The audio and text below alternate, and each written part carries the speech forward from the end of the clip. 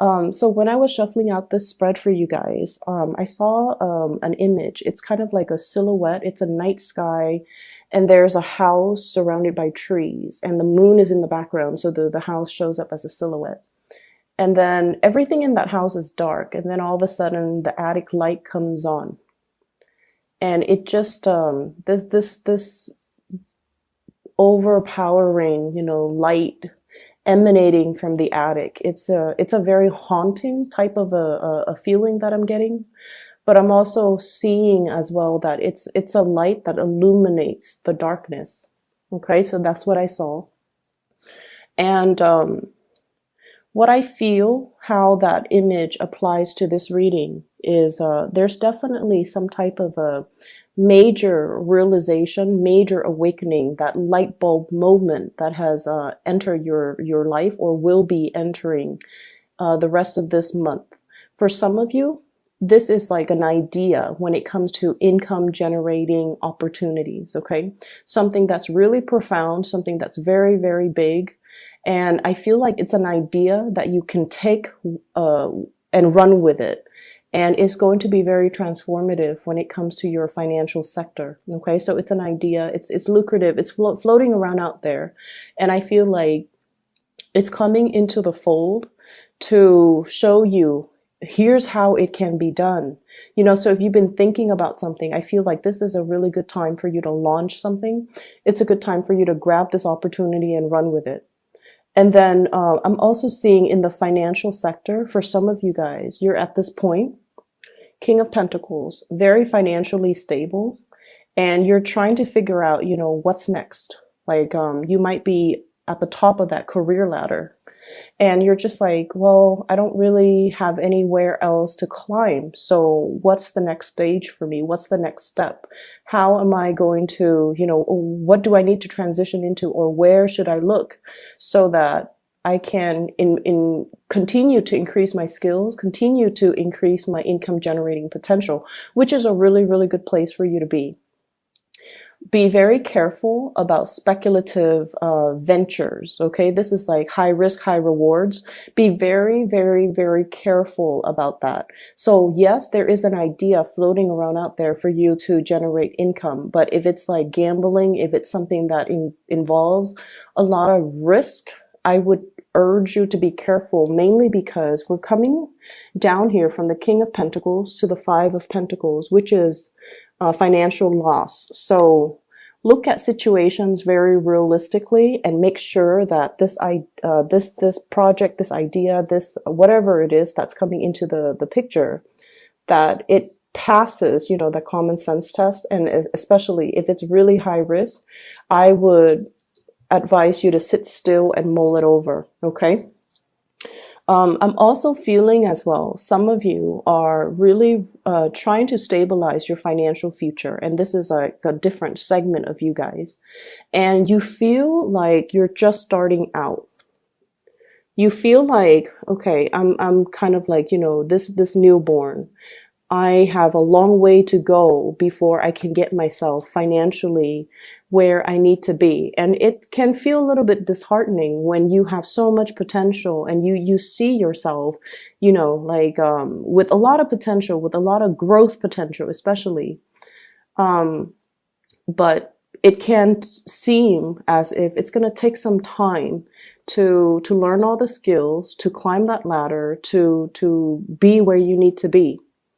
I don't see any obstacles standing in your way. I feel like there's a lot of information that you have to learn. There are a lot of things that you have to know how to do in terms of like protocols, procedures, accumulating knowledge in order to do your job, in order to, I see a lot of people who might actually be students. So for example, if you're on course to get your bachelor's, you might be like, okay, once I get this degree, once I graduate, the whole world of opportunities will be available for me. So you're getting kind of antsy and you're getting kind of anxious. Like, I just want to get through school. School is just school. And afterwards, that's when my life is going to start. Okay. Some of you could even be getting a master's, could be like getting frustrated and impatient about, even doing like a PhD coursework. And you're just like, as long as I graduate, then everything, the doors will all be open for me. So think of this not as a means to an end. Okay, getting the degree is just a means to get a job. Think of this as your soul's evolution. Okay, all the things that you need to learn as this newborn baby in order to and I feel like it's not just the degree or the diploma to get a good job. It's something that you have to do for your internal growth process. So be patient with it and just know that in life, whatever we put in is what we're going to get out. So if we need to give it 100%, do all the course reading, do all the assignments, do all the tests, the midterms, the exams, the board exams even, it's knowledge is, the accumulation of knowledge is an ongoing cumulative process. So we can't really cut corners and we can't really just wish for that end date. Okay. So enjoy the process, live in that moment, ground yourself and really find purpose in the day to day of what you're doing so that you're not getting frustrated, so that you're not getting anxious and impatient with this process. So I feel like there's something that's going to take a while to accomplish. It could be a project, it could be school for some of you, it could be getting the foundations ready for some huge income generating opportunity, and you're in the midst of having to deal with it. I feel like you're a little bit impatient, but rest assured things are going to be okay. I feel almost like the universe is teaching you delay gratification, is teaching you discipline, a lot of discipline, is teaching you to accumulate knowledge, and it's keeping you kind of still so that you can clearly lay a strong foundation for you guys so that whatever you decide to undertake later on, when this waiting period is over, then you will know that it's going to have a really good outcome. Okay, so be patient with it. There is some brazen, bold communication that's coming through between you and another person. Okay, and this is what I call like the bare naked truth. Okay, Page of Swords. Okay, somebody might be expressing how they feel to you. And they could be expressing how they feel about something that you're doing. They could be expressing how they feel about you. And I feel like the message, the way it's delivered, it could be in a way it's like catching you off guard. It's something very unexpected. And it's something that is like, wow, what do I do with this information? And then for others, I feel like you have somebody that is expressing their romantic feelings for you. And it's, it's not like the Page of Cups where it's very sweet and flirtatious and jolly. And, I feel like you're dealing with somebody that is normally not very emotionally expressive. They might have a deadpan face. They might have like, they're just not really comfortable with that realm of emotions. Okay. And you have two characters here. One could be an earth sign, Taurus, Virgo, or Capricorn. The other one could be an air sign. So I have the King of Pentacles, and then I have this is the King of Swords. Okay. Both of these people, not overly emotional, but I feel like the communication that's coming through between the two of you is, I feel almost like if they're expressing their emotions towards you, it caught you off guard. It's something very unexpected. Okay.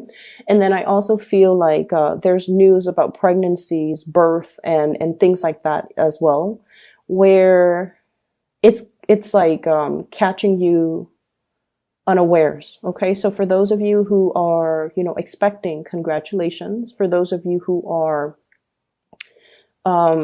not expecting, take necessary precautions, because this pregnancy vibe is coming through mainly because we have some unexpected communication. We have the birth of something. Okay. I feel like for some of you, there is, I feel like there could be some type of a accusation from a relationship partner. Okay. Are you seeing somebody else? Are you still in love with me? Am I making you happy? Are you, like they're wondering if you're still attracted to them. They're wondering if you're still in love with them. They're wondering if they do it for you. And they're wondering if you've been honest and straightforward and loyal to them. So I do feel issues, communications regarding loyalty. And I also feel like as well, loyalty in the workplace. Like I see somebody getting called into like a supervisor or a manager's office, and somebody telling you, hey, we've got, a position that's going to be opening up in possibly the end of the year. And we like the work that you're doing, but we're wondering, do you enjoy working here? Do you think you'll be around at that time? Do you think you'll be loyal to us because we want to recommend you for this position? But if you don't feel like you want to be here, then let us know so that we can give the position to somebody else. I don't feel like the communication is sneaky or conniving, or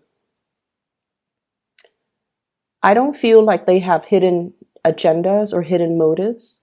I feel like they hold you in high regards and they want to give you the full honest truth. They want to be able to disclose to you fully where they're at, how they feel about you, and what their plans are. So if your plans kind of coincide with theirs, that's great. If your plans, on the other hand, do not coincide, they want to know so that they can, look elsewhere. So it seems to me like it could be at work or it could be with a relationship partner. Are you still 100% on board with me, Cancers? If you are, then great, we'll move forward. Forward movement, momentum here. But there's also that little bit of self-doubt. One horse is looking at the other, and it's like, are we in this together? Because it's going to get rough. So are we still in this together? If you want to bail out, you need to tell me now. And honestly, Cancers, I feel in general that it's hard for people to gauge where they're at with you. You guys are really personable. You have great, sparkly, shiny personalities. And you guys are very, very well liked. People that meet you, even for the very first time, they're always going to say, wow, that was a really cool person, male or female. You have this way about you where it's very disarming. You put people at ease. You sincerely care about people. And you always, whenever people talk to you, they feel like, they feel like they're the center of your world. And I'm not sure if you guys are aware of this. I've interacted with a lot of Cancers. And so let's just say I talk to them and they're just like, how was your day? And, I feel like I can say anything without judgment. I feel like, the other person, when they ask me that, they're really, really, really sincerely interested in, how was your day? It's not just casual conversation, because people do that. And they ask you and then they're disinterested as soon as you open your mouth. But I feel like with you guys, there is a very strong sense of sincerity when you interact with people, when you talk to people, when you ask people, even with just mundane water cooler chit chat, you're still very much engaged and very interested in what they have to say. And I feel like you do this with a lot of people. And that is why I mentioned before, a lot of people can get the wrong ideas and think that you're flirting with them. And then a lot of people, your partner, when they're with you, they feel like they're the center of your world because, of course, you love them. But when you're engaging or talking to somebody else, they just feel very sidelined, okay? So make sure that you kind of keep that attention, that focus on the relationship partner. Reassure your relationship partner so that they don't feel insecure, or they don't feel like they're put on the back burner, or they don't feel sidelined in conversations. Okay, be inclusive to the point where it's group inclusion, you know? So I hope that makes sense. I feel like there's some insecurities coming through, especially from relationship partners. What I have as well is I also feel like some of you are in a position where you're being offered, like you're in one job and you're being offered another job. Okay. You're in one relationship and you're being solicited for another relationship. And I feel like there's a little bit of a sensory overload from your end about like, oh, what do I do? So many choices, so many options. There's also this paralysis. It's like I can't really act on anything right now. I don't know what to do. I don't know, want to say the wrong thing. I don't want to convey the wrong things. I don't want to make a decision because I need some time to mull it over. So there's an element here about you being quite conflicted and kind of pulled in different directions about, you know, what's the right choice for me. So if you are being poached, for example, if you're in one company working for somebody that you really care for and you admire and you feel like there's growth potential here and you're being, you know, pulled by another company, recruited by another company, or offered another job, I feel like I feel, well, let me see. I feel like it's catching you unawares. And I feel like the new job, yep. I feel like the new job, they really want you. Okay. I call this bending over backwards to accommodate another person. They really, really, really want you. They really want you. And, you know, the best work environment is the work environment that really sees your full potential, that really appreciates you, and that really wants you. Okay, so I feel like you have some choices to make. And then I also feel like if you're in one relationship, there might be somebody telling you like, hey, I really like you. When if you ever find yourself single, then, you know, reach out to me. And in that situation, I see you kind of recoiling like, I don't know what to do with that information.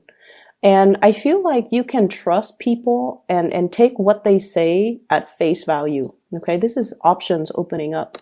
You can take what they say at face value. If they're telling you if you ever find yourself single, then contact me. They don't expect a response from you. I mean, unless you're single, right? But if you're in a relationship already and you're happy, then just leave that alone. Okay, don't work yourself into a frenzy. Okay. So I definitely see some temptation would work with relationships as well coming through. Testing your loyalties, I feel. Testing your loyalty. So, you know, stand firm in whatever it is that you hold dear, whatever it is that you love, whatever it is that you value. Don't waver. Don't think about what if, because, you know, a lot of the times when new opportunities open up, we forget or we take for granted what we already have. So this is telling you if it's a job or something, I feel like they really like you. They really like you. But if you're happy where you're at, then, you know, work from that standpoint. Make the decision from that standpoint. Okay, don't think of it as missed opportunities or if I don't do this, I'll never get that opportunity again. They want you, so they will continue to wait. Okay, so let's brush that aside. So that's the first 6 cards here. The last 4 cards. First of all, what I'm feeling here is I do see relationships and where one person is doing a lot of the shouldering of the responsibilities, okay? Housework, child rearing, being the only person to bring home the money. And you might be in a situation where you feel almost as if there's some imbalance regarding, you know, who's doing what in the relationship, okay? Who is putting 100% in the relationship and then who's not doing their fair share. I also feel like there might have been some types of talks, communication, compromise about, okay, I drop the kids off at school and then you have to help me pick them up. Okay. Or, I cook on weekdays. You have to chip in and help me cook on the weekends. And I also feel in some way there's an energy here about, um, people pooling their resources together. It could be at work, it could be a relationship partner. And then one person is sort of like reckless when it comes to spending things, spending money very frivolously. So I do see like issues when it comes to money, when it comes to finances, when it comes to the give and take, when it comes to, hey, we agreed on this. Why are you breaking the terms of the contract? Those discussions, I feel like, are coming to a head or are being discussed, sometimes in January. Okay. And the important thing here with the high priestess